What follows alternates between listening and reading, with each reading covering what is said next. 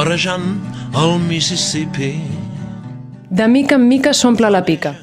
Amb el camí assenyalat per aquesta frase d'un llibre del mestre Manuel de Pedrolo, el dia 12 de desembre de 2014, a 7:15 de la tarda, a la sala d'Àustries del Palau Falguera de Sant Feliu de Llobregat, la doctora Elisenda Pelusier i Hernández ens va fer una magnífica conferència a la vegada que presentava el seu llibre Podem, que de manera molt planera i didàctica tracta sobre com s'ha de lluitar contra la por, la mentida i salvar els obstacles fins a aconseguir la nostra llibertat com a poble.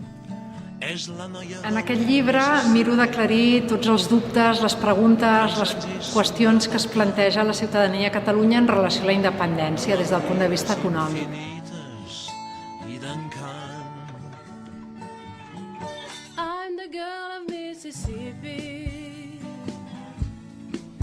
Hi ha hagut molta desinformació, molta campanya de por, d'amenaces, i he mirat d'aclarir tots els dubtes raonables i no tan raonables que pugui tenir la ciutadania d'aquest país.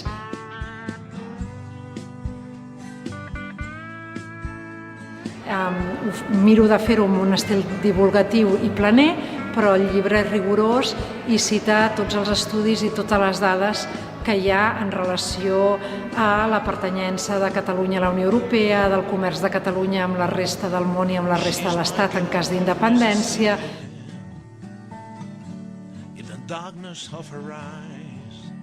El tema de les finances públiques, les balances fiscals, com podríem pagar les pensions si ens independitzéssim.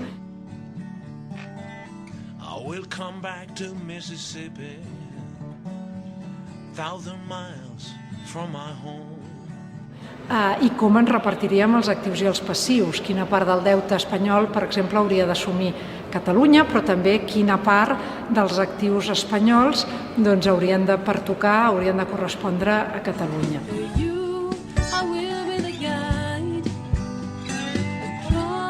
I finalment també plantejo les possibilitats i les oportunitats que s'obren de fer un país millor en una Catalunya independent.